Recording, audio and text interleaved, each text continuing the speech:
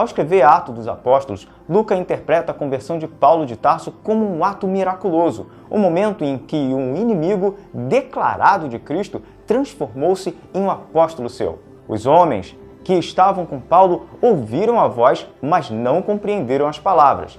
Eles ficaram espantados, mas não puderam ver a pessoa de Cristo. Por outro lado, Paulo viu a Cristo ressurreto e ouviu as suas palavras. Esse encontro foi tão importante para Paulo que a base da sua afirmação sobre a legalidade do seu apostolado está fundamentada nesta experiência. Considerando que Paulo de Tarso não havia sido um dos 12 discípulos de Jesus, além de ter perseguido seus seguidores, a necessidade e importância de revelação pessoal de Cristo para Paulo fica evidente. Essa experiência transformou Paulo de Tarso profundamente, como é possível notar. Respondeu ao chamado de Cristo. O primeiro aspecto na mudança da vida de Paulo pode ser percebido quando imediatamente ele responde à voz de Cristo: Senhor, que queres que eu faça? Essa pergunta marcou o começo do seu novo relacionamento com Cristo.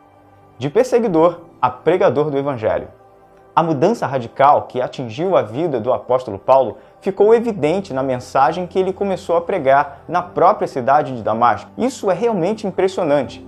Ele começou a pregar o Evangelho no mesmo lugar em que pretendia prender os seguidores de Cristo. Mudança de vida total. Antes da conversão, Paulo não aceitava a divindade de Jesus. Ele até acreditava que, ao perseguir seus seguidores como um animal selvagem, tentando forçá-los a blasfemar contra Jesus, estaria fazendo a vontade de Deus. É certo dizer que ele via Jesus como um impostor.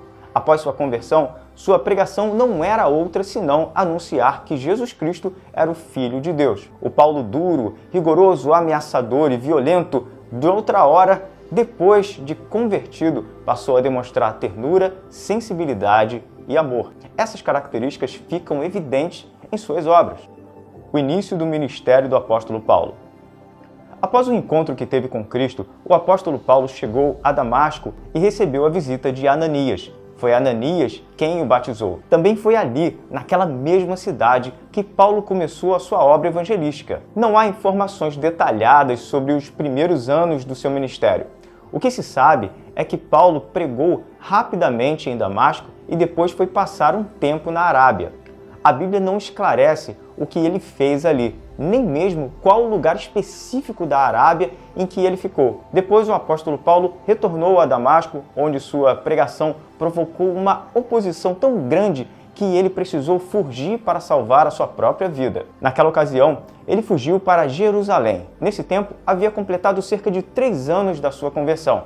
Paulo tentou juntar-se aos discípulos, porém estavam todos receosos com ele. Foi então que Barnabé se dispôs a apresentá-lo aos líderes dos cristãos. Entretanto, seu período em Jerusalém foi muito rápido, pois novamente os judeus procuravam assassiná-lo. Por conta disso, os cristãos decidiram despedir Paulo em uma decisão confirmada pelo Senhor numa visão, segundo o que ele próprio afirmara em Gálatas 1,18. Ele ficou somente 15 dias com Pedro. Essa informação se harmoniza com um relato de Atos 22, 17 a 21. Paulo acabou deixando Jerusalém antes que pudesse se encontrar com os demais apóstolos e também antes de se tornar conhecido pessoalmente pelas igrejas da Judéia. Porém, os crentes de toda aquela região já ouviam boas novas sobre Paulo e não era conhecido da vista da igreja de Judéia, que estavam em Cristo, mas somente tinham ouvido dizer: aquele que já antes nos perseguiu, anuncia agora a fé que antes destruía. O silêncio em Tarso e o trabalho em Antioquia. Logo depois, o apóstolo Paulo foi enviado à sua cidade natal, Tarso. Ali, ele passou um período de silêncio de cerca de 10 anos. Embora esses anos sejam conhecidos como sendo o período silencioso do ministério do apóstolo Paulo, é provável que ele tenha fundado algumas igrejas naquela região. Estudiosos sugerem que as igrejas mencionadas em Atos 15 e 41 tenham sido fundadas por Paulo durante esse mesmo período. É certo que Barnabé, ao ouvir falar da obra que Paulo estava desempenhando, solicitou a presença dos apóstolos em Antioquia, na posição de um obreiro auxiliar. O objetivo era que Paulo os ajudasse numa promissora missão evangelística entre os gentios. Após cerca de 1 ano, ocorreu um período de grande fome.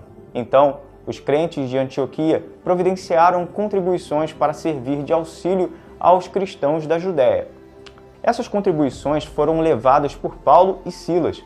Havendo completado sua missão, Paulo e Silas regressaram a Antioquia. Esse período em Antioquia foi essencial no ministério de Paulo. Foi ali que a sua missão de levar o evangelho aos gentios começou a ganhar força. Foi quando estava em Antioquia que o Espírito Santo orientou a igreja a separar Barnabé e Paulo para a obra ao qual Deus os chamara. Só então tiveram início as viagens missionárias do apóstolo Paulo. E servindo eles ao Senhor e jejuando, disse o Espírito Santo: apartai-me a Barnabé e a Saulo para uma obra que eu os tenho chamado.